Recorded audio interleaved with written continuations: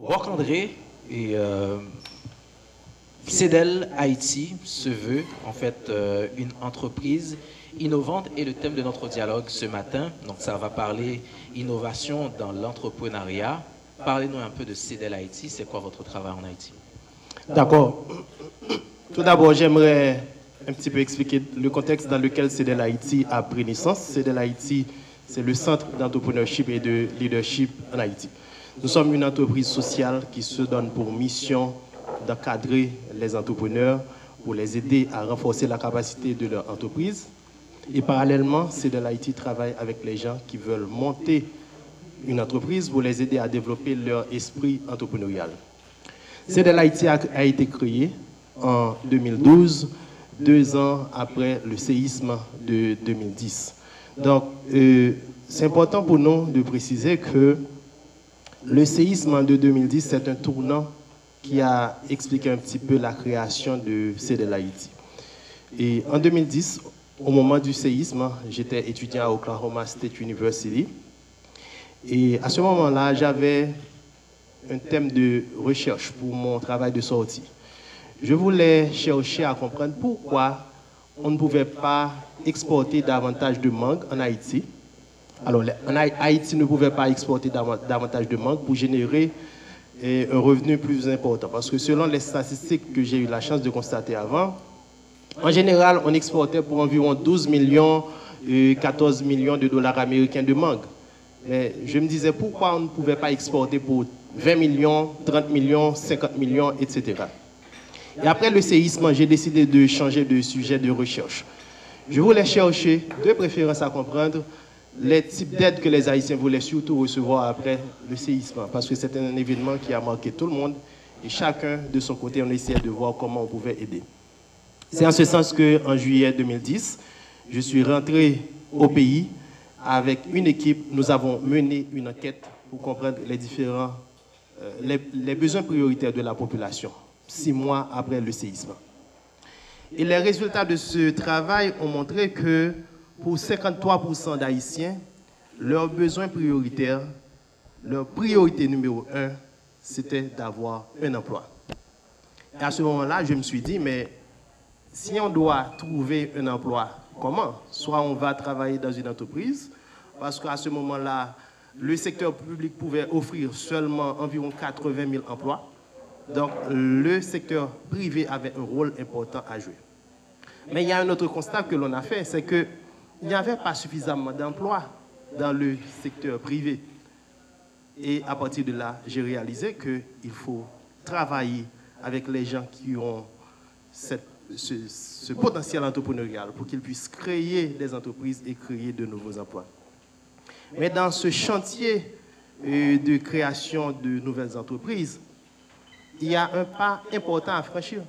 Il faut construire des hommes et des femmes qui sont à la hauteur, qui puissent créer ces entreprises. C'est à partir de là que je suis retourné à l'université, j'ai travaillé dans l'incubateur de l'université et sur ce projet de créer ce centre d'entrepreneuriat. Et après, je suis rentré en Haïti et on a lancé CEDEL Haïti le 10 mai 2012. Mais je dois dire aussi que j'ai été influencé par une expérience que j'ai pu faire en Afrique du Sud, bien avant de rentrer en Haïti pour mettre sur pied CEDEL Haïti. Mon université à cette époque avait un programme qui s'appelle Entrepreneurship and Empowerment in South Africa. Ce qu'on faisait, c'est que chaque année, l'université emmenait environ 25 étudiants pour aller travailler dans les bidonvilles en Afrique du Sud. C'était important pour moi parce que je sais qu'en Haïti, nous avons pas mal de bidonvilles. En Afrique du Sud, on les appelle des townships, mais c'est à peu près la même chose, justement. Et j'ai investi mon argent. Ça m'a coûté environ 12 000 dollars américains. Le coût du programme, billets d'avion, l'hébergement, etc. J'ai pris la responsabilité d'investir mon argent pour aller travailler là-bas parce que je me disais, en Haïti, nous avons à peu près le même profil de gens. Donc, il fallait profiter de cette opportunité pour aller apprendre des expériences pratiques sur le terrain. Et justement, au niveau du travail que nous faisons en Haïti, c'est important pour nous de travailler à CEDEL Haïti avec les entrepreneurs défavorisés. C'est ce que nous avons fait depuis 9 ans et bientôt 10 ans. Et ce public, c'est un public cible important pour nous parce que nous pensons qu'il y a un changement à apporter dans ce pays. Il y a une transformation à provoquer en Haïti et nous croyons fermement que l'entrepreneuriat peut être cet outil qu'il nous faut pour apporter ce changement. En 2012, on a eu ce premier forum annuel de l'entrepreneurship avec lequel nous avons lancé CEDEL Haïti. Et le thème, c'était l'entrepreneur qui est en vous. Quand je regarde la configuration de cette salle, j'ai l'impression que j'ai à peu près les mêmes visages que j'avais vus devant moi et en 2012 parce qu'on avait vraiment une bonne participation des jeunes à ce forum. Et chaque année, on reprend ce forum avec, bien sûr, un thème différent. On cherche à innover au niveau de l'approche. Mais l'idée, c'est toujours de voir comment on peut propulser le développement de l'esprit entrepreneurial en Haïti. Et l'une des éditions de ces forums qui m'a vraiment marqué, c'est le forum de 2018, où nous avons eu Michel Joseph, évidemment, comme MC. Justement, le thème, c'était des déchets à la richesse. C'était un thème important pour nous. Parce que vous savez, quand nous parlons d'entrepreneuriat, il faut voir d'abord les problèmes. Et comment est-ce qu'on peut apporter des solutions à ce problème. Et en Haïti, le problème est vraiment criant quand nous parlons de gestion des déchets. Partout, nous voyons des déchets. Et bizarrement, j'ai dit bizarrement, mais quand nous voyageons, nous allons dans d'autres pays, on ne voit pas les déchets. Donc définitivement, il y a un problème. Mais les déchets, c'est un problème. Ça dépend de la façon de voir. En même temps, on peut voir déchets comme opportunité. C'est en ce sens que durant ce forum, on a choisi de mettre l'accent sur les entrepreneurs qui valorisent les déchets, qui les transforment en richesse. Et cela a été vraiment un succès fou. Quand nous voyons les profils d'entrepreneurs que nous avons eus, par exemple, Mme Roselyne Seïd-Chéron, qui fabrique des meubles et des canapés avec les pneus usagés. Et vous savez, en Haïti, ce que nous faisons en général avec les pneus usagés, eh bien, elle-même, elle fait des miracles avec les pneus usagés. On a eu des entrepreneurs qui fabriquent des composts, des gens qui prennent les bouteilles plastiques et qui les transforment en poubelles, en d'autres articles. Donc, c'était vraiment une manifestation par excellence de l'entrepreneuriat. C'était un événement mémorable. Et je dois souligner aussi que le Bureau d'Haïti de l'Organisation internationale de la francophonie a été un partenaire de CEDEL pour ce forum. Donc, j'ai parlé des forums, mais du côté de CEDEL Haïti, toujours dans cette dynamique de promotion du développement de l'esprit entrepreneurial, nous travaillons avec beaucoup de jeunes. Par exemple, nous avons notre programme d'entrepreneuriat scolaire que nous avions lancé officiellement en 2019. À travers ce programme, CEDEL Haïti met en place des clubs d'entrepreneuriat dans les écoles. Ces clubs, ce sont des structures d'apprentissage à l'entrepreneuriat qui fonctionnent en permanence dans les écoles. Et les membres de ces clubs ont entre 14 et 18 ans. Et souvent, je me dis, malheureusement, quand j'avais cet âge, je n'avais pas cette opportunité. Mais on se dit, s'il faut vraiment construire un écosystème entrepreneurial solide dans ce pays, il faut vraiment commencer avec la base. C'est en ce sens que nous avons mis en place ce programme d'entrepreneuriat scolaire. Et parallèlement, comme je le disais, à CEDEL Haïti, on valorise beaucoup l'accompagnement des entrepreneurs qui vivent dans des conditions difficiles. C'est en ce sens, par exemple, nous avons eu des expériences de travail avec des femmes commerçantes qui vivent avec le VIH. On a fait des formations pour elles en entrepreneuriat. On a travaillé dans des milieux défavorisés comme Carrefour-Feuille, comme Croix-des-Brais, où CEDEL Haïti a formé et accompagné des jeunes en entrepreneuriat. Et présentement, nous avons un grand projet dans le plateau central que nous appelons Coribise. C'est un projet financé par l'USAID et à travers lequel CEDEL Haïti est en train de former 400 jeunes du plateau central en entrepreneuriat. Et de ces 400, 200 seront sélectionnés et ils bénéficieront d'un accompagnement de CEDEL Haïti. Et je dois souligner aussi qu'il y a deux autres aspects importants dans ce projet. D'abord, nous aurons des formations sur la valorisation des déchets. Et à chaque fois que nous faisons des formations d'entrepreneuriat, à chaque fois qu'il y a des bouteilles en plastique, nous demandons aux gens de les collecter parce qu'on va revenir sur le terrain pour faire des formations sur la valorisation des déchets. Et ensuite, on va travailler avec ces jeunes du plateau central pour qu'ils puissent mettre en place des clubs d'entrepreneuriat dans 4 villes au moins. À Mirbalais, à Inch, à Maïsad et à Tomone. Et ces clubs seront des structures permanentes d'apprentissage à l'entrepreneuriat dans ces villes de province. Donc je dois dire, globalement, et à travers tout ce que nous faisons à CDL Haïti, nous sommes convaincus que nous avons une responsabilité citoyenne. Parce que tout le monde en rêve de changement en Haïti. Mais par qui ce changement va venir? Nous autres, nous sommes convaincus que nous avons notre coup de part à apporter. C'est en ce sens que nous choisissons de mettre l'accent sur l'entrepreneuriat. Parce qu'avec la transformation des mentalités, on peut faire beaucoup de choses. Même si parfois vous voulez créer des choses, vous voulez monter une entreprise, vous n'avez pas nécessairement toutes les ressources qu'il vous faut, mais la première chose à faire, le premier pas, c'est de commencer à travailler sur vous-même, à vous préparer, parce que sinon, vous ne serez pas en mesure de faire atterrir votre rêve si vous-même, vous n'êtes pas en condition. Voilà. Merci, Roch-André. Je vous demande d'applaudir Roch-André pour cette présentation de CDL Haïti. Roch-André, et on va y revenir. Et vous aussi, chers participants, vous aurez la possibilité de poser des questions à Roch-André et à Gino Prophète. Et on va passer à Gino. Donc, pour qu'il puisse nous parler de l'expérience Radiocam, c'est nouveau en Haïti. En fait, innover dans le domaine de la santé, on a un système de santé qui est bancal, pas d'hôpitaux, pas de soins de santé adéquats. Gino, d'où est venue l'idée, en tant que jeune médecin résident, de créer Radiocam? Merci Michel et bonjour encore une fois à vous tous.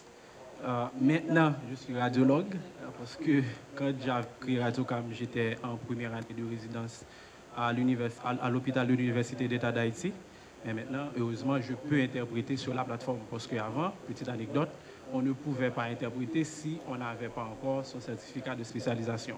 Heureusement, j'ai le mien maintenant. Radiocam, je peux dire que j'ai commencé, c'est à partir des différentes données. Et Roch a mentionné tout à l'heure cet aspect de recherche scientifique et je pense que je vais vraiment insister dessus parce que quand j'avais à faire ma thèse de sortie à la faculté de médecine et de pharmacie, c'était sur la tuberculose multirésistante. Donc j'ai été à un centre hospitalier et pour collecter les données et malheureusement, je peux dire, tous les clichés, toute radiographie des patients tuberculeux n'ont pas été interprétés. C'est-à-dire qu'il n'y avait pas cette touche de radiologue. Un radiologue, c'est quelqu'un qui a fait ses études médicales, ensuite 3 ans de spécialisation en Haïti ou 4 ans peut-être à l'étranger. Et il n'y avait pas cette touche de radiologue dans les interprétations. Donc, connaissant le rôle de la radiologie dans la médecine, c'est une spécialité transversale où normalement tous les examens d'imagerie doivent être interprétés par un radiologue. Et j'arrivais à comprendre aussi que, pourquoi? Parce qu'il n'y avait pas suffisamment de radiologues en Haïti. Déjà, on est une cinquantaine et la majorité d'entre nous vivent à Port-au-Prince. Pratiquement dans les autres villes de province, il n'y a pas de radiologue qui réside. Donc, déjà, comme médecin, faisant ma thèse de sortie sur la tuberculose, donc j'ai pu remarquer qu'il y a cette manque-là. Ensuite, quand je suis entré en radiologie, il y a les gens qui viennent de partout pour venir à Port-au-Prince juste pour avoir une interprétation d'une radiographie. Ça, il faut vraiment le souligner. Donc, vous pouvez faire la radiographie, il y a un technicien qui fait la radiographie et que ce technicien-là remet la radiographie à un médecin qui n'est pas spécialisé en radiologie. C'est-à-dire que ce médecin-là, il va essayer d'interpréter quand même l'imagerie. Et certaines fois, il y a beaucoup de trouvailles, je peux dire, très subtiles à la spécialisation d'imagerie que ce médecin ne peut ne pas voir. Et pour ce faire, donc, j'ai dû revoir le processus. Pourquoi est-ce que ces gens rentrent à Port-au-Prince juste pour avoir une interprétation? Et là, j'avais commencé par demander aux médecins vivant dans les villes de province de m'envoyer les radiographies via WhatsApp. Et là encore, je vais insister pour dire que la technologie, ce que vous prenez pour la technologie, ce n'est autre qu'un moyen d'échange. C'est un levier d'échange de valeur. Et aussi, c'est un ciment pouvant vous aider à améliorer ou même faire beaucoup plus ce que vous ne pouvez pas faire. Et cette technologie-là, peut-être la WhatsApp, avant, m'a permis de voir comment est-ce que je peux interpréter les radiographies pour ces médecins en province. Donc, commencez quand même. Roch l'a dit tout à l'heure. Et j'ai commencé personnellement avec WhatsApp. Maintenant, j'ai pu constater qu'il y a beaucoup plus de gens qui viennent régulièrement, les médecins m'envoient beaucoup plus de clichés et que moi-même, je ne pouvais pas répondre ou interpréter tous ces clichés. Et là, j'ai commencé à faire appel à des collègues dans la même promotion. Donc, on est en première année, on va être en deuxième année. Et il y a certains clichés beaucoup plus spécifiques, beaucoup plus, je peux dire, qui demandent beaucoup plus de compétences. J'ai demandé à des radiologues ou bien à des résidents 3, parce que c'est 3 ans. Et en deuxième année, ces résidents-là, on est en deuxième année, il y a des résidents 3. Et en troisième année, on a commencé par postuler pour des concours. Et ça, c'est très important. Je sais qu'il n'y a pas d'argent. Je sais qu'on ne finance pas de start-up en Haïti. Je sais qu'il y a un problème de financement. Mais si vous avez un projet qui est viable, je peux dire durable, je vais revenir sur durable, l'argent viendra. Et c'est ça que je vais vous dire tout à l'heure.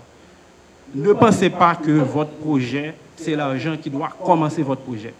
Si vous avez un projet et que vous pensez que c'est l'argent qui doit le commencer, vous n'avez pas de projet. Par contre, le projet que vous avez, si vous travaillez avec ce que vous avez, Roch a dû payer 12 000 $ pour lui-même. Et ça, c'est très important. Commencez avec ce que vous avez et je vous garantis, il y a d'autres instances, il y a d'autres organisations qui œuvrent dans le domaine que vous allez travailler et qui vont venir.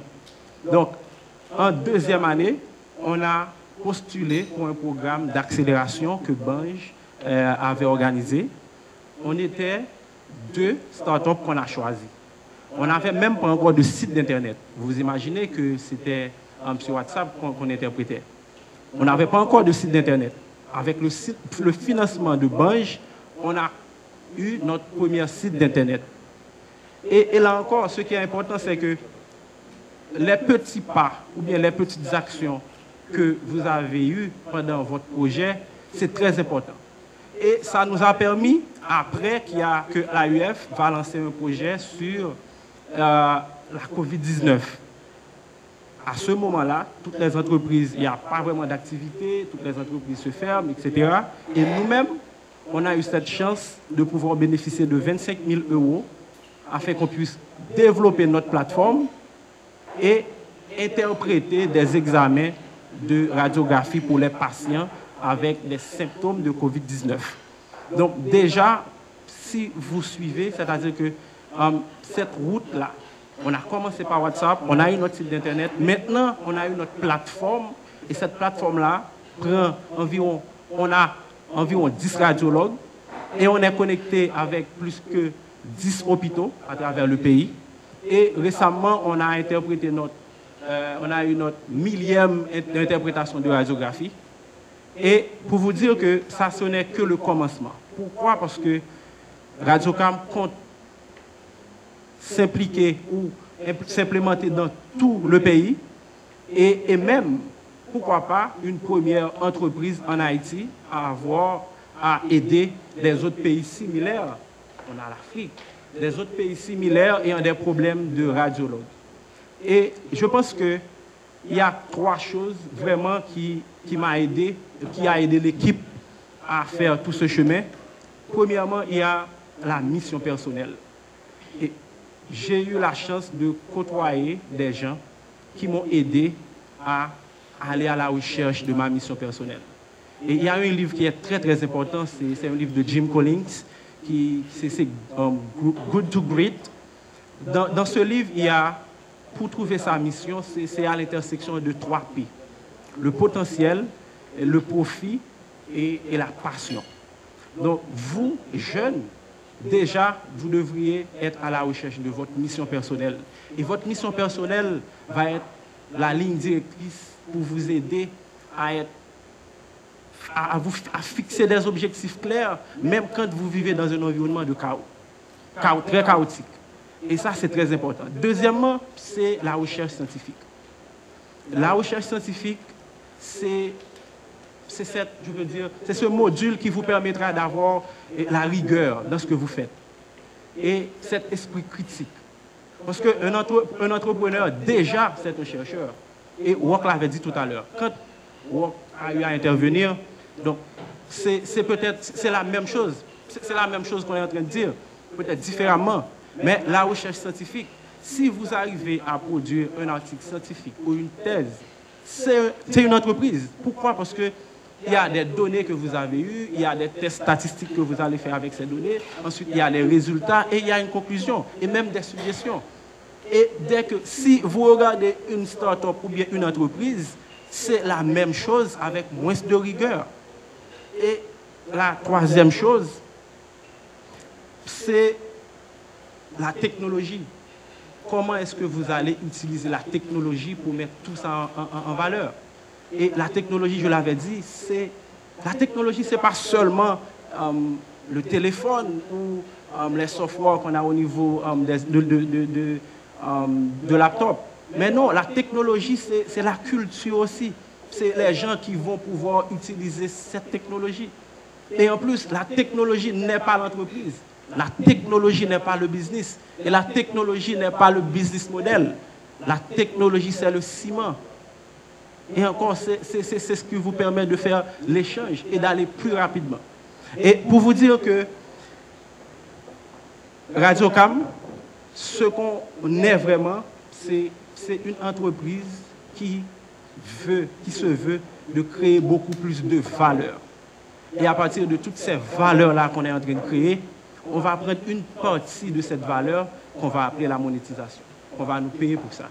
Et c'est ça qu'on veut faire. On veut que chaque personne, quel que soit où il est, peut avoir une interprétation de qualité faite par un radiologue. Et c'est ça notre mission.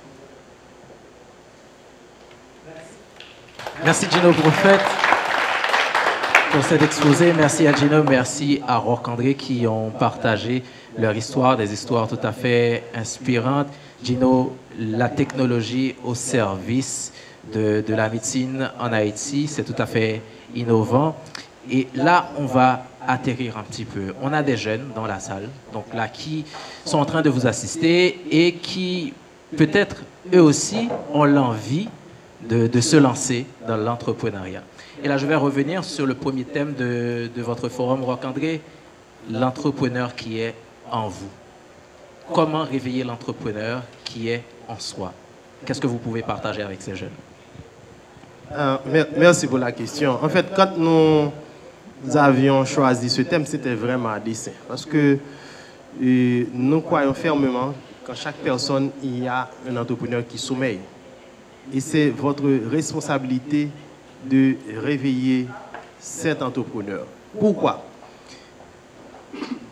Et quand nous parlons d'entrepreneuriat, on peut parler d'esprit entrepreneurial. On peut parler de compétences entrepreneuriales. Par exemple, en parlant de compétences entrepreneuriales, il y a des gens qui sont en mesure de reconnaître facilement des opportunités. Des gens qui voient des problèmes, mais au-delà des problèmes, ils voient des solutions qui se cachent derrière ces problèmes. Il y a des gens qui connaissent comment mobiliser les ressources. Par exemple, quand vous n'avez pas beaucoup d'argent, mais vous savez que pour monter votre entreprise, vous n'avez pas seulement besoin d'argent, vous avez besoin de ressources humaines, vous avez besoin de matériel. Eh bien, il y a des façons de mobiliser ces ressources. Et à CEDEL, quand nous faisons nos formations, par exemple, nous parlons souvent de stratégie guérilla.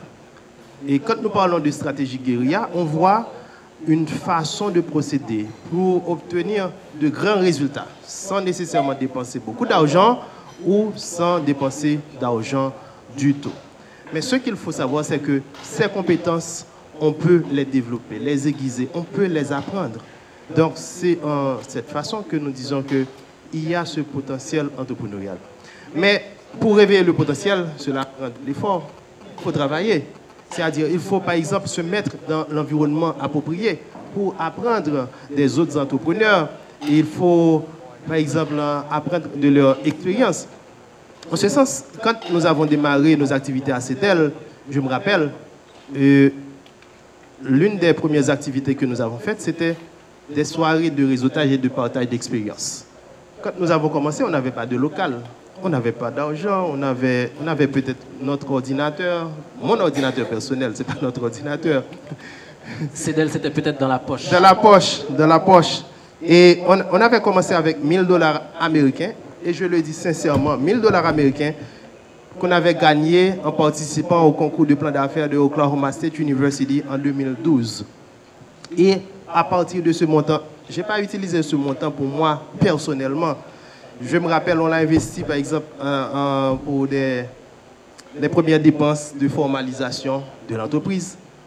Et en suivant les conseils d'un ami indien, j'ai acheté aussi une caméra qui nous a coûté $400 américains. Jusqu'à présent, on utilise cette caméra. Donc, mais on se dit que on va essayer de voir comment on peut faire des choses, même sans moyens.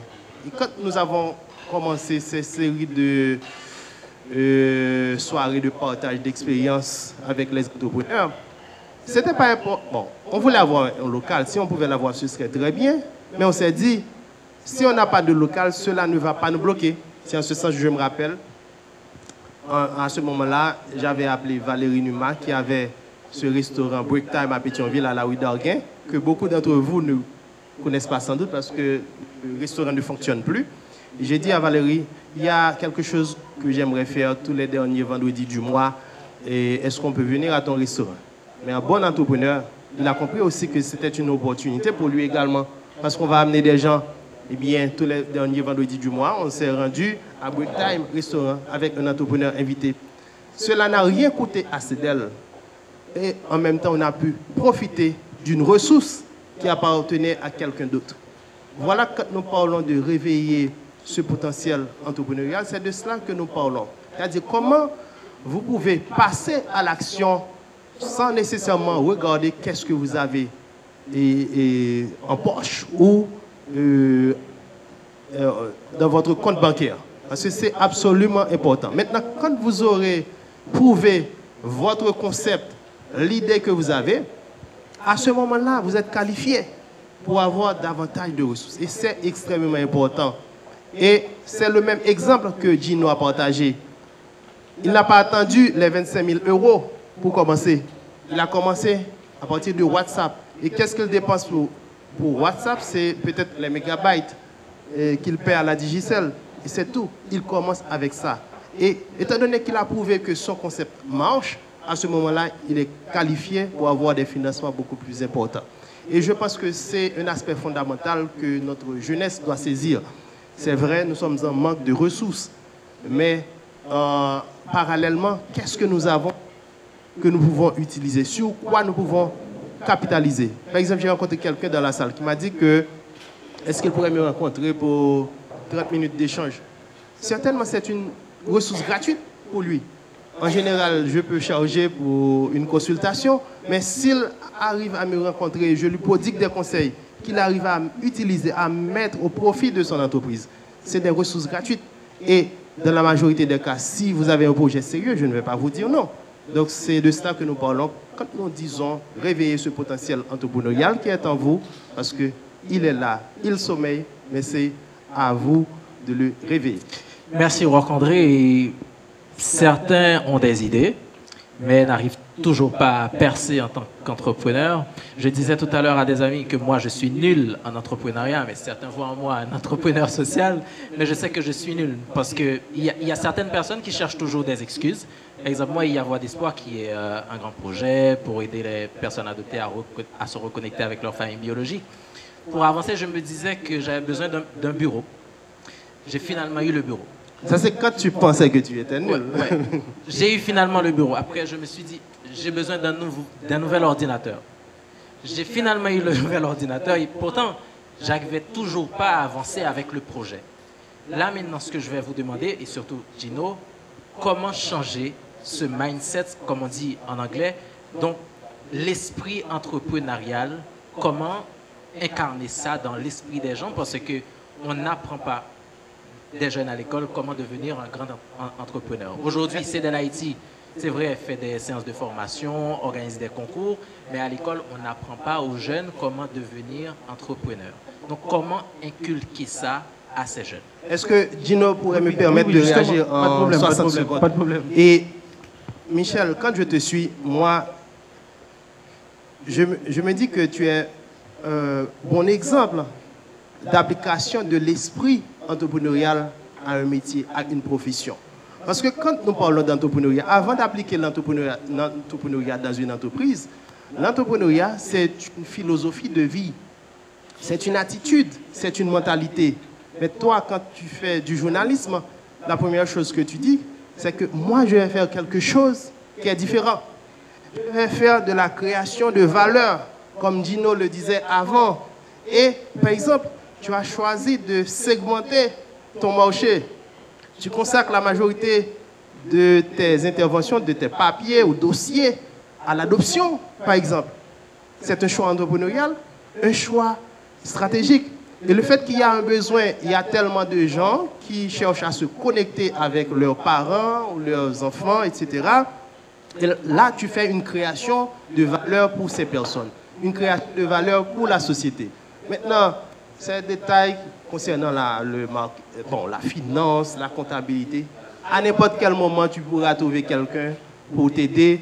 Mais je pense que tu as fait le plus important, c'est d'abord à partir de ton approche. Et moi, c'est ce que j'essaie de conseiller toujours à l'église et dans ton école. Partout, vous pouvez faire preuve d'esprit entrepreneurial. Et là, mon cher, je ne pouvais pas rater cette occasion pour faire cette mise au point. Donc, je trouve que ton approche est très entrepreneuriale en faisant du journalisme. Gino, l'esprit entrepreneurial. Ouais, merci, Wok. Je pense que c'est tout à fait normal. Vraiment, ce que vous venez de dire, c'est l'essence même de l'entrepreneuriat. Moi-même, peut-être, je vais essayer d'expliquer un peu et avec une définition qui c'est l'entrepreneuriat, c'est pas du business, mais c'est un processus d'innovation culturelle. Et là, vous allez voir que vous pouvez être un entrepreneur sans le savoir. Il y a aussi des entrepreneurs qui, eux-mêmes, ils ont essayé de prendre d'autres entreprises dans d'autres pays et venir l'implémenter. Donc, ils font un entrepreneuriat par analogie. Par contre, il y a d'autres entrepreneurs qui, eux-mêmes, essaient de regarder ce qu'il y a dans sa communauté et essayer d'innover avec. Là, c'est un entrepreneuriat par principe. Maintenant, pour être un entrepreneur aussi, il faut avoir cette capacité à non seulement résoudre les problèmes, mais à avoir cette empathie de comprendre l'autre. Et ça, c'est très, très important. Si tu n'arrives pas à comprendre l'autre, tu ne comprendras pas non plus ce que veut l'autre ou ce qu'est son problème. Maintenant, si tu commences par aider l'autre dans sa vraie nature, et là, tu es un entrepreneur. Et tu résous le problème. Et maintenant, tu vas voir que tu vas peut-être commencer par une personne, 2 personnes, 3 personnes, et ainsi de suite. Vous allez maintenant amplifier ça et l'amplifier avec la technologie, encore une fois. Maintenant, l'entrepreneuriat, c'est pas d'abord venir avec soit l'idée ou bien j'ai une très bonne idée, mais aussi il faut avoir une équipe. Et ça, c'est très, très, très important. Tu peux avoir une idée, mais malheureusement, tu ne peux pas implémenter cette idée. C'est quelqu'un dans ton entourage ou c'est quelqu'un d'autre que tu ne connais même pas dans ton réseautage. Et c'est pour cela aussi que Wok avait parlé tout à l'heure de l'écosystème entrepreneurial. Tu vas pouvoir rencontrer des gens qui vont devenir des cofondateurs. Et petite anecdote, la majorité des entreprises ou bien des startups n'arrivent pas à scale ou bien à grandir, c'est parce qu'à l'intérieur même de l'entreprise, il n'y a pas cette cohésion que ces fondateurs peuvent propulser l'entreprise. Ce n'est pas même la concurrence des autres entreprises qui met fin à cette aventure, c'est à l'intérieur même. C'est aussi un processus difficile. Moi, quand je vois l'entrepreneur, je ne vois pas quelqu'un, peut-être une messie, ou bien ce n'est pas quelqu'un qui est seul dans cette aventure, mais c'est quelqu'un qui, avec son équipe, a cette idée-là et va l'amener vraiment beaucoup plus loin. C'est pour moi ça, c'est un entrepreneur. Est-ce que je pourrais revenir un petit peu sur un mot que Gino a mentionné, c'est le mot empathie. Ce mot est extrêmement important. Le mot empathie. Vous vous mettez à la place de l'autre. Et c'est à ce moment-là que vous allez comprendre les besoins. Et après, vous serez en mesure d'apporter des solutions aux besoins. C'est extrêmement important. Parce que il faut savoir que selon une étude qui a été publiée dans Fortune Magazine, 42% des entreprises échouent parce qu'il n'y avait pas un besoin sur le marché. 42%. Et c'est la raison principale qui explique l'échec des entreprises. Ça veut dire, chers amis, chers jeunes, chers entrepreneurs, si vous voulez créer une entreprise, il faut laisser de côté ce que vous avez en tête et vous mettre les pieds dans l'eau pour aller chercher à comprendre les besoins réels sur le marché. C'est extrêmement important. À partir de là, vous allez comprendre les problèmes, les besoins, la demande et vous pourrez venir avec votre produit, votre service qui a une meilleure chance d'être accepté par votre marché. Merci Roch-André, merci Gino, prophète. Et on a vu ce qu'est l'entrepreneur, on a vu également le côté innovant de l'entrepreneuriat, mais le thème d'aujourd'hui veut qu'on cherche à savoir en fait quel rôle les jeunes peuvent-ils jouer en fait pour une prospérité partagée. Aujourd'hui, Roch-André, dans l'Haïti d'aujourd'hui, avec toutes nos crises intermittentes, les jeunes haïtiens aujourd'hui, comment peuvent-ils être la clé de voûte pour une prospérité partagée? Merci. En fait, moi, quand je parle d'entrepreneurs, je vois des acteurs de changement. Et je parlais de problèmes que vous avez identifiés. Et bien, quand il y a des problèmes, il y a des gens qui sont affectés par ces problèmes. Et chez vous, dans votre communauté, dans votre ville, dans votre pays. Maintenant, vous avez identifié le problème, vous apportez une solution à ce problème et en retour, on vous paie pour la solution que vous avez apportée. Mais pourquoi je dis toujours que les entrepreneurs, ce sont des acteurs de changement? C'est parce que, avant tout, les entrepreneurs doivent avoir aussi une responsabilité citoyenne. C'est-à-dire, si vous avez une idée d'entreprise et que vous réalisez que avec cette idée d'entreprise, vous allez causer des dégâts à l'environnement, eh bien, tant qu'entrepreneur, vous avez cette obligation de réfléchir 2 fois avant de passer à l'action. Il ne faut pas dire que c'est la responsabilité de l'État de protéger l'environnement, mais moi, je fais mon travail, je crée mon entreprise et je gagne de l'argent. Non. Vous avez cette responsabilité citoyenne. C'est pour cela que nous parlons de création de valeur. Donc, création de valeur au profit de votre marché, de vos clients, et en retour, vous allez générer du profit. Donc, c'est pour cela aussi que c'est important pour vous, comme entrepreneurs, de découvrir votre passion. OK? Il ne s'agit pas seulement de gagner de l'argent.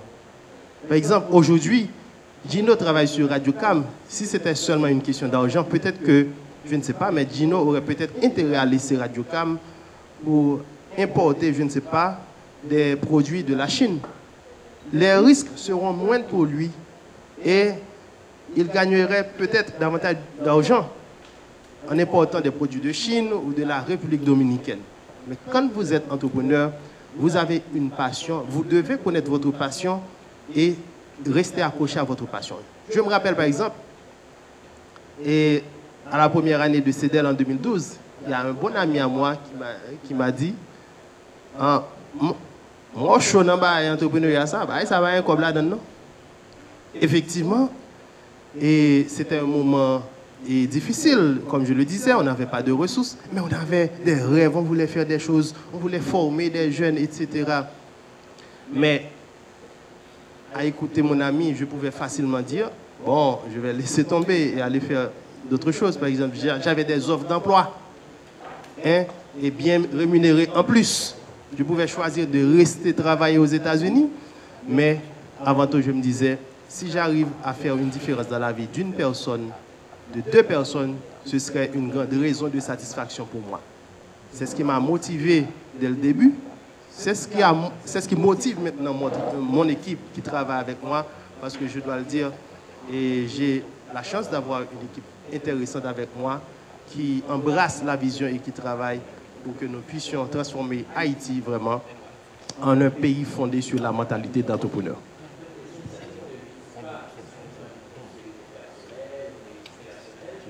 Mais surtout qui vise des solutions et, pour le développement durable. Non, c'est très important, c'est très important. Et c'est pour ça que aussi, quand nous parlons d'entrepreneuriat en 2021, et même avant, on ne peut pas ignorer l'aspect développement durable. C'est-à-dire, vous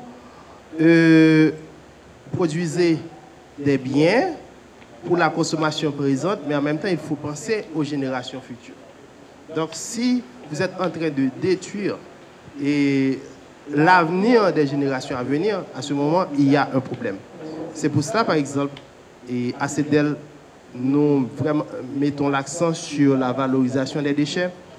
On cherche à intégrer cela dans les écoles à travers les clubs d'entrepreneuriat pour que, dès leur plus jeune âge, les jeunes puissent commencer à développer une culture de respect de l'environnement, mais aussi une culture où ils créent des entreprises qui s'inscrivent dans une perspective de développement durable.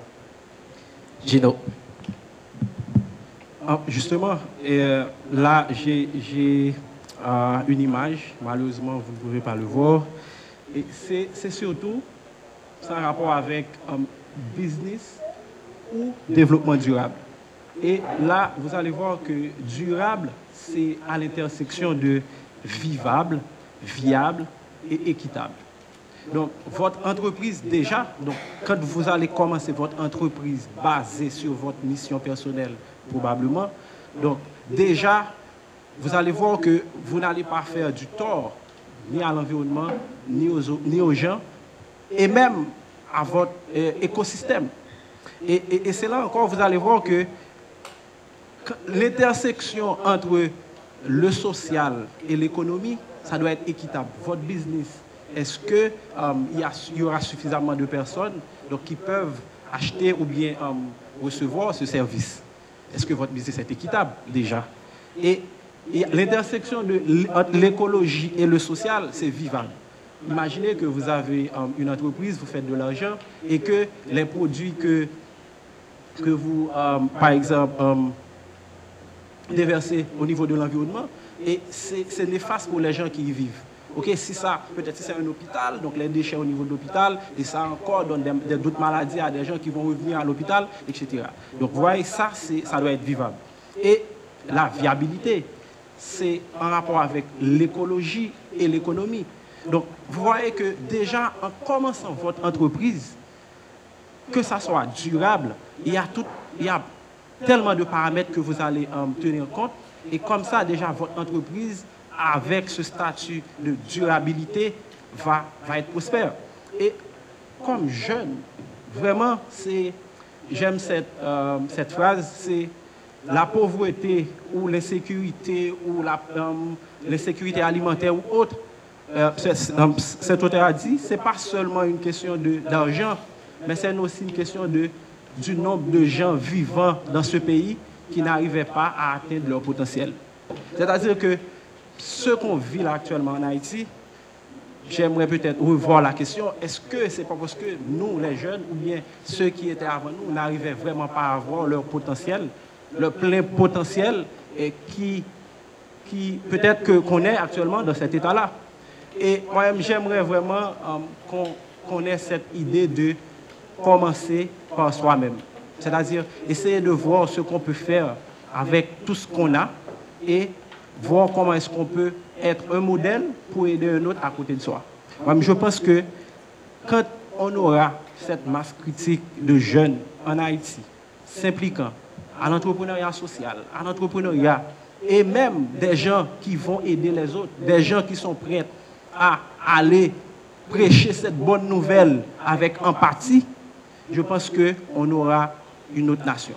Et je suis sûr et je suis convaincu. Parce que là, quand je parle d'entrepreneuriat et quand je me suis dit que là d'où je viens de Port-de-Paix, et que j'ai fait mes études en primaire et une partie de mes études secondaires à Port-de-Paix.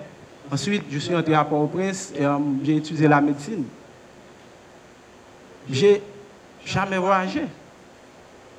Ce que je suis là, c'est un produit d'Haïti. Et si moi-même, je peux arriver à créer une entreprise dans 2 ans, 1 an maximum, qui va être une entreprise internationale, pourquoi pas vous? Et vous avez déjà les ressources. Peut-être vous avez un climat qui ne vous favorise pas cette tâche de vous développer, mais vous êtes des rascals. Vous avez votre technologie, vous avez déjà la compétence, vous avez déjà ce qu'il vous faut. Vous êtes là en plus. C'est-à-dire que vous êtes déjà dans l'élite des gens qui peuvent changer Haïti. Et je le crois. Franchement, je pense que vous les jeunes, si vous arrivez à canaliser ce que vous avez en vous, ce n'est qu'une question de temps pour qu'on ait une autre image d'Haïti. Et ça, c'est le pari que je fais. Et je suis sûr que vous allez commencer et on va arriver à changer le visage de notre pays. Merci encore une fois à Gino Prophète et Roch André. Je sais que les participants ont beaucoup de questions à vous poser. Et là, on va leur donner la chance de poser des questions. S'il y a des participants qui ont des questions, soit pour Roch André ou pour de CDL Haïti ou Gino Prophète de Radio Cam, si vous voulez apprendre beaucoup plus de leur expérience, c'est le moment. Donc, posez des questions. S'il y a des points qui n'ont pas été clairs, avancez pour poser les questions. Soyez précis dans vos questions, s'il vous plaît.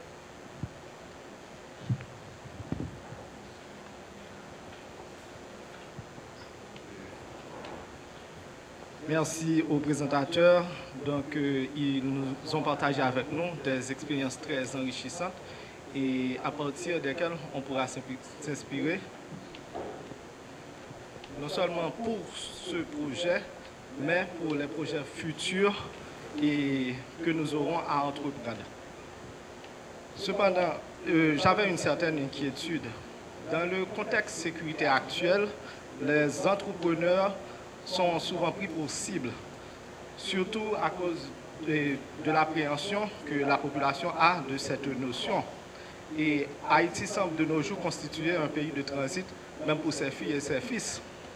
Comment vous voyez la pérennité des entreprises en Haïti et quels conseils avez-vous pour ceux qui hésitent encore à entreprendre en Haïti? Merci.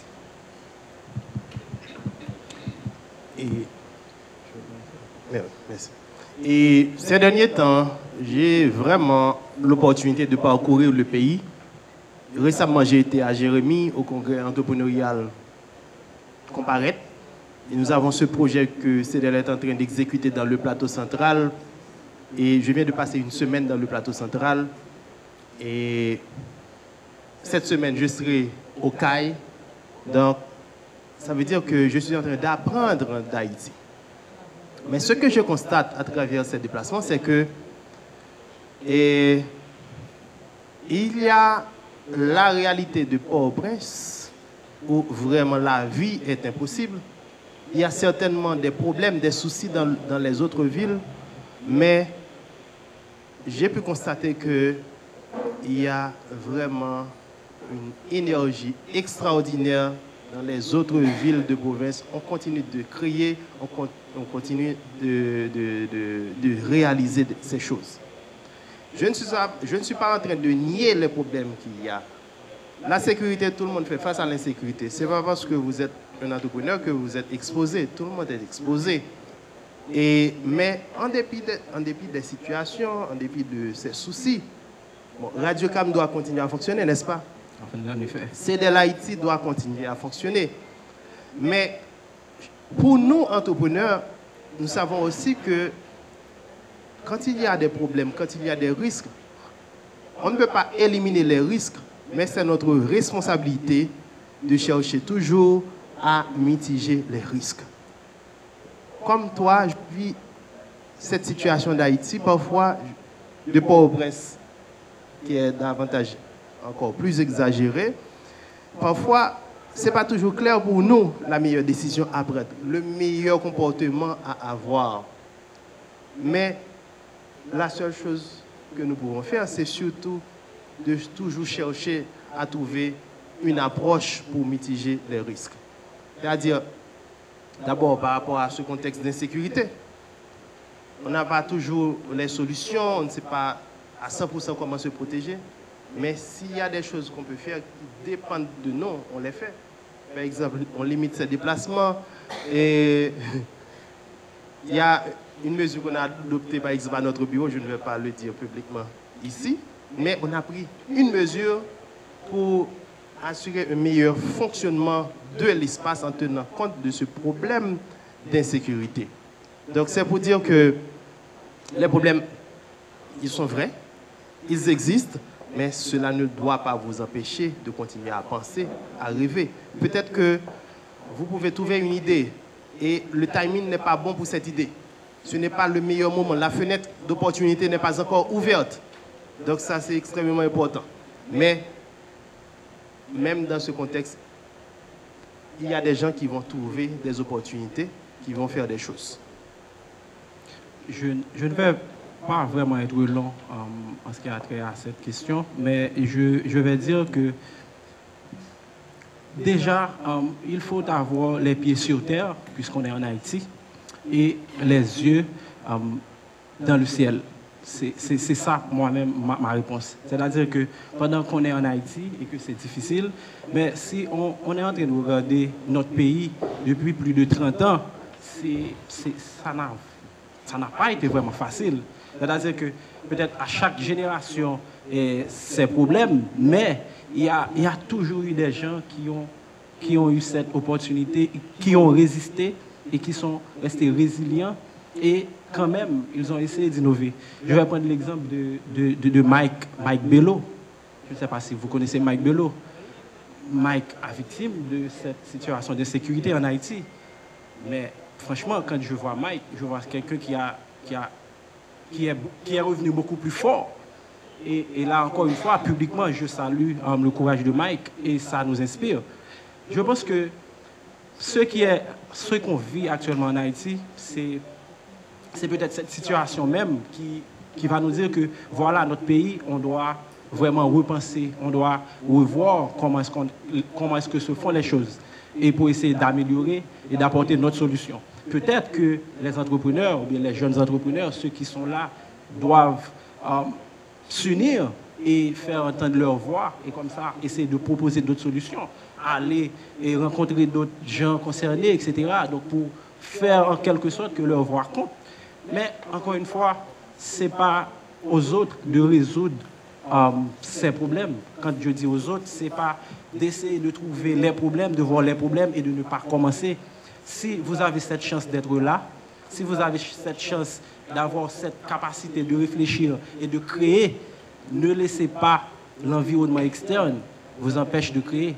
Au contraire, créez. Et comme ça, quand vous avez cette masse critique de gens qui créent, et probablement vous allez voir que peut-être le volet compensateur même de ce problème d'insécurité, quand je parle de volet compensateur, c'est un petit appareil qui, le plus souvent, qui est dans un gros paquebot.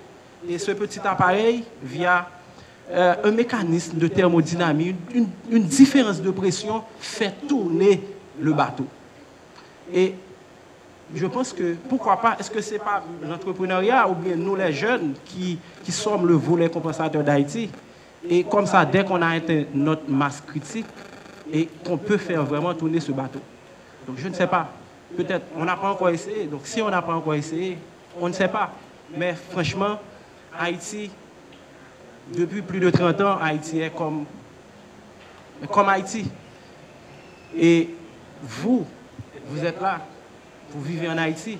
Je pense que déjà, il y a beaucoup de gens qui laissent le pays et c'est tout à fait normal. Donc, les gens vivent. D'abord, c'est essayer de voir comment est-ce que vous-même, comme personne, dans quel milieu est-ce que vous pouvez vous épanouir. On n'a pas de problème avec eux. Et eux-mêmes, pendant qu'ils sont dans d'autres pays, ils vont essayer de contribuer. Peut-être qu'ils attendent un signal. Et ce signal, peut-être, pourrait venir des gens qui sont encore en Haïti. Mais si vous ne lancez pas ce signal, probablement ils ne reviennent peut-être jamais pas et même ils ne vont pas venir nous aider. Je pense qu'on peut quand même faire ce qu'on peut en Haïti dans ce contexte qu'il y a. Donc, tu as parlé d'environnement externe. Justement, on ne peut pas contrôler l'environnement externe. Et on aurait aimé que l'environnement externe soit beaucoup plus propice. Nous autres, comme entrepreneurs, c'est ce que c'est ce qui serait mieux pour nous.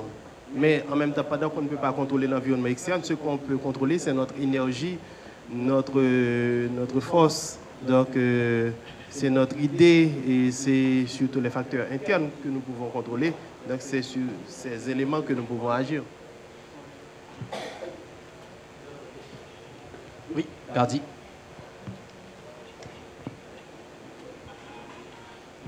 Bonjour tout le monde. Et merci M. Roch-André, merci. Je dis merci à M. Roch-André, je dis merci à l'autre intervenant. Et c'est un plaisir, M. Gino Prophète, docteur en fait de ce désolé. Entrepreneur Gino Prophète. Entrepreneur. Et j'ai... Comment?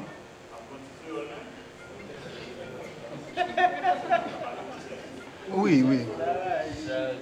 Désolé, mais c'est juste qu'il y a des gens de l'EIF qui sont en ligne et qui ont besoin de comprendre également. Donc, si vous pouvez comprendre, c'est déjà tant mieux. Parce qu'il y a des gens qui sont en ligne et qui ne parlent pas créole et qui ont besoin de comprendre.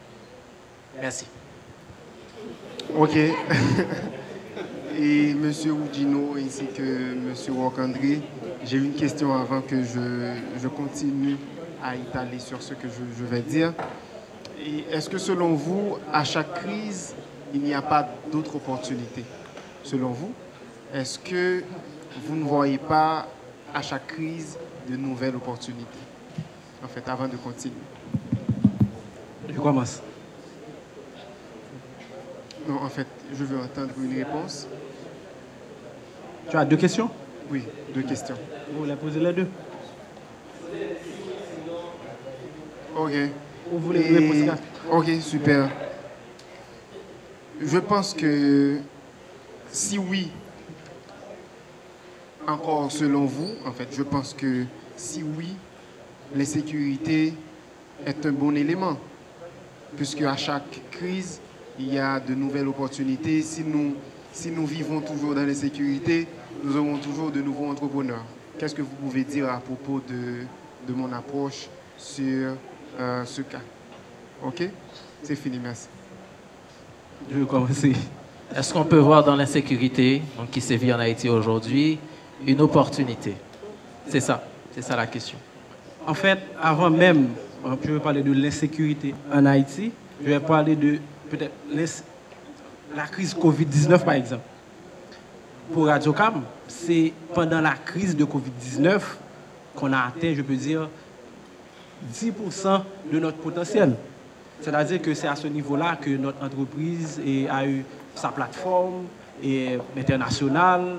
On a eu à connecter plusieurs radiologues. Mais pourquoi c'est pendant cette crise qu'on a eu cette chance-là? Vous imaginez que c'est pendant la crise de Covid-19 qu'on a commencé Radiocam. Donc on n'allait pas avoir cette opportunité-là. Donc on a commencé 3 ans de cela. Et c'est exactement... Moi-même, je pense que quelqu'un qui peut réussir une entreprise en Haïti peut réussir dans n'importe quel autre pays. Et c'est cette résilience que vous avez. Moi-même, je pense que Haïti, c'est un pays d'expérience. Si vous souhaitez laisser le pays ou si vous allez laisser le pays, bâtissez cette expérience déjà en Haïti. Pourquoi? Parce que l'environnement est tellement rude.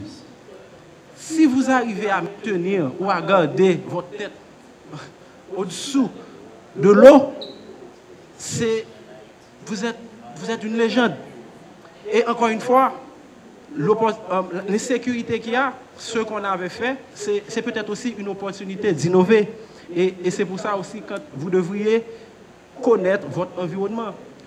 Ce qu'on a fait, comme peut-être autre service qu'on a offert, on a des hôpitaux qui ont un partenariat avec nous, qui sont dans les villes de province. Et surtout au CAI, ces hôpitaux-là, il y a certains matériels, des films de radiographie que ces hôpitaux n'arrivaient pas à venir acheter à Port-au-Prince. Donc, on a créé une application permettant à ces hôpitaux d'avoir des images directement sur le téléphone, le portable des médecins.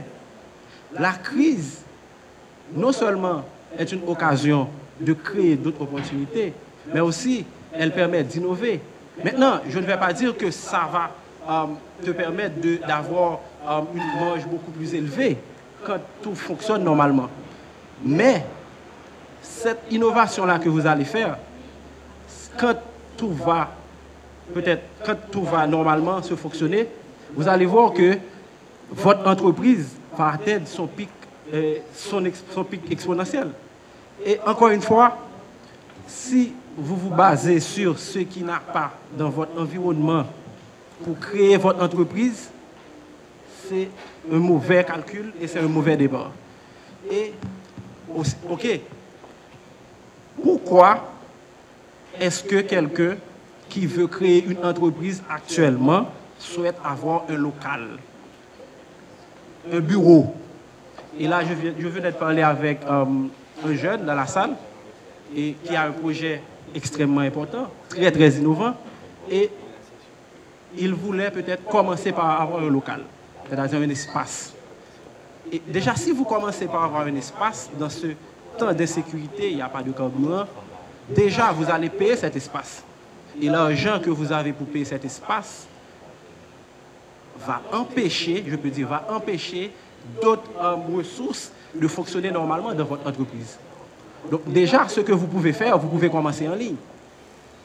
Et non seulement vous commencez en ligne, vous allez, je ne vais pas dire éliminer cet investissement de départ pour le local, mais vous allez voir que, waouh, avec 10-15 000 $ par année, regardez tout ce que je peux faire en essayant de travailler en ligne. Déjà, j'ai commencé à non seulement maximiser mes résultats, parce que déjà, je n'ai pas commencé avec le local, je n'ai pas de dépenses sans retour sur investissement, déjà. Et en plus, vous avez déjà cette culture de créer la capacité de travailler en ligne avec vos cofondateurs. Même je pense que je vais terminer dessus. Crise égale opportunité. Mais il faut que vous êtes préparés. C'est la préparation. La crise plus la préparation, déjà, pour moi-même, ça va créer beaucoup plus d'opportunités. Ok. Oui, et justement, nous ne sommes pas en train de dire qu'un problème, c'est une bonne chose. Une crise, c'est une bonne chose. Mais nous réaffirmons qu'avec une crise, derrière un problème, il y a une opportunité. Par exemple, nous parlons d'insécurité. Est-ce que tu penses que est-ce que tu es contre quelqu'un qui vend des véhicules blindés? Hein? C'est une mauvaise chose? Donc, cette personne n'a pas créé l'insécurité. Mais nous autres, nous sommes trop contents si on avait les moyens pour acheter un véhicule blindé. Donc, et qu'est-ce qui propulse cette entreprise? Est-ce que tu peux attendre? Donc, c'est avec la crise. La personne n'a pas créé la crise, mais puisqu'il y a une crise d'insécurité, il y a un souci. Lui, il est venu avec une solution. Et comme nous autres, nous sommes protégés avec sa solution, on est trop contents pour lui donner de l'argent. Des gens qui fournissent des services de sécurité, de garde rapprochés, privés, si on avait l'opportunité, tout le monde en prendrait aujourd'hui. Parce que on sait que c'est quelque chose qui va nous aider. Donc, c'est une solution par rapport à ce problème. Je pourrais prendre l'exemple par rapport à une autre crise, la crise de Covid-19. C'est cette crise qui a contribué à propulser la plateforme Zoom. Avant, Zoom existait, mais Gino, je sais que toi, tu utilisais Zoom beaucoup dans d'autres contextes, mais ce sont les rares personnes qui utilisaient Zoom avant. Maintenant, tout le monde parle de Zoom. Et, avec le télétravail, et il fallait voir. Moi, j'ai vraiment le regret parce que je n'ai pas acheté des actions de Zoom en décembre avant Covid-19. Parce que les actions de Zoom étaient pratiquement à vil prix. À partir d'avril 2020, c'est ça? 2020, etc. Vraiment, les prix ont augmenté considérablement à la faveur de Covid-19. Est-ce qu'on doit critiquer Zoom parce que Zoom a profité de la crise de Covid-19? Non. Zoom a été une solution qui nous a amélioré la vie. De la même façon pour vous, il y a ce problème de sécurité. C'est une opportunité pour vous pour apprendre à mieux utiliser votre WhatsApp, YouTube, Facebook. Vous ne pouvez pas sortir, vous n'avez pas les mêmes possibilités avant, mais quand vous restez à la maison, comment est-ce que vous pouvez utiliser votre temps différemment? C'est une opportunité pour vous, dépendamment de la façon dont vous voyez la situation. C'est pour cela que nous disons que quand il y a une crise, il y a aussi des opportunités. Et aussi, Zoom avait commencé avant Covid. Ouais. C'est-à-dire que vous devriez être là d'abord et quand l'opportunité se présente, vous êtes déjà dans le courant. C'est comme ça que j'appelle ça. Donc, comme entrepreneur aussi, vous devriez avoir cette capacité de vous projeter et de voir probablement ce qui se passe dans votre société. Et ça, encore, l'innovation culturelle entre en cause. Donc, déjà, il y avait déjà des pandémies.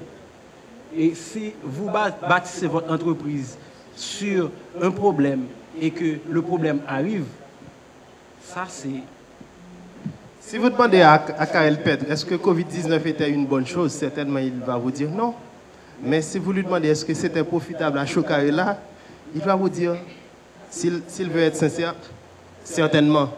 Parce que vous avez vu qu'il y a eu tellement de shows live, etc. Voilà. Mais on ne peut pas vraiment critiquer Karel parce qu'il a profité de la crise de Covid-19. Au contraire, on était très contents en restant chez soi à la maison pour jouir, profiter de beaucoup de bals live, etc. On faisait des cocktails live, on avait sa bouteille de vin, on participait à des cocktails à distance. Parce que lui, il a su se positionner pour vous offrir quelque chose que vous vouliez pendant cette période de crise. Alors, l'heure avance, il est presque midi. On prend une dernière question, vraiment une dernière question. Et avant de terminer, donc il y a... Non, désolé. On prend une autre question. On prend une fille que... Merci, Gardi.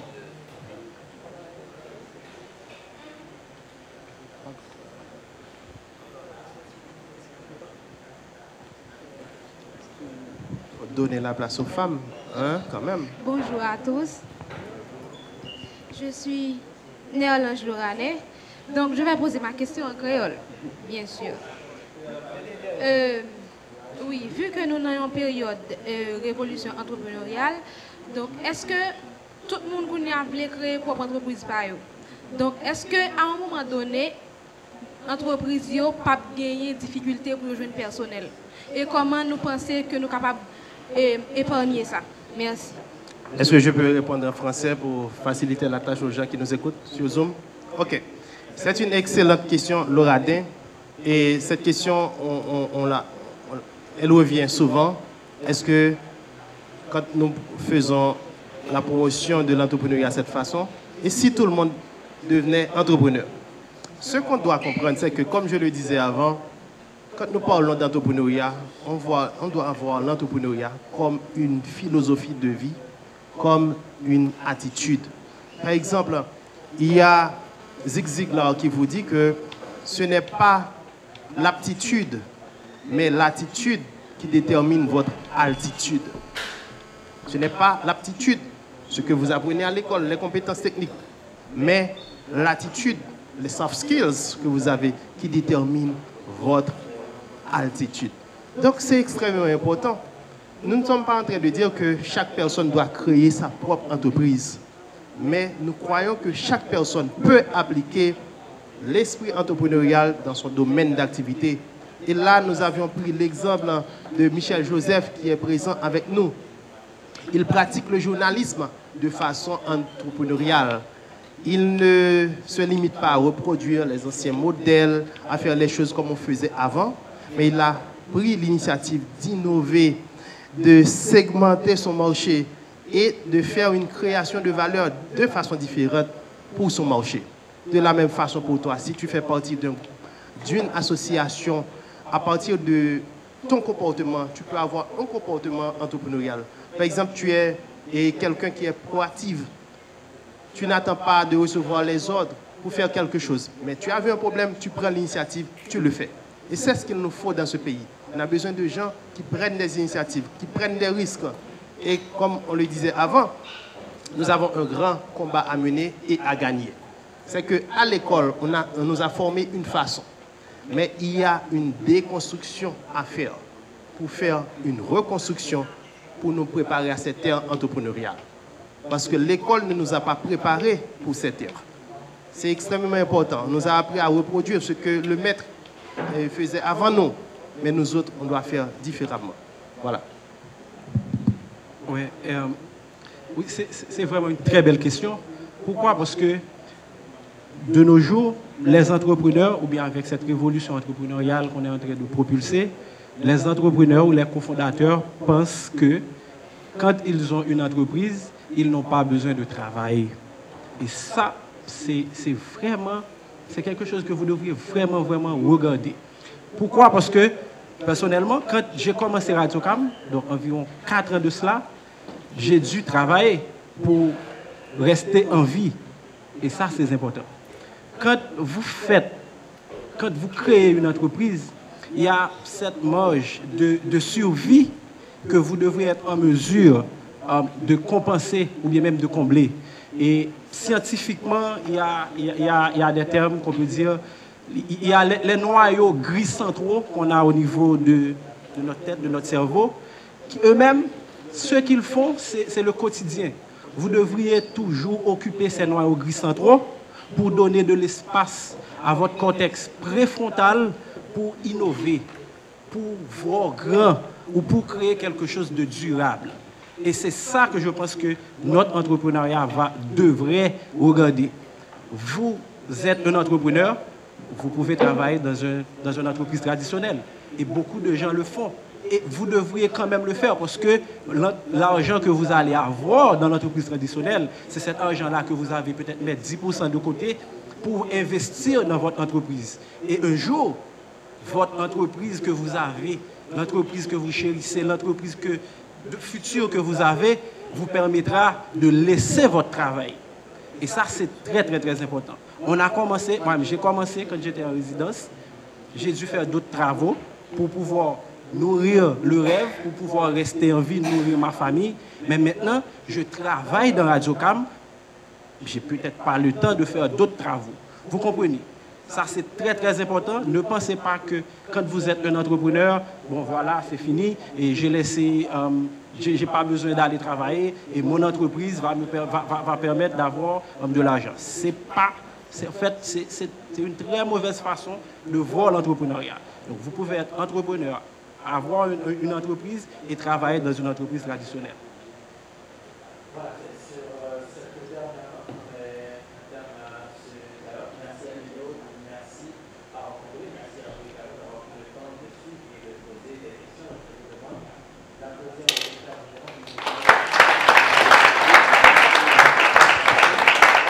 Tour de scie magistrale présentation. Merci également aux participants qui sont en ligne et qui nous suivaient. Merci encore, messieurs, et bonne continuité dans vos actions pour le développement durable.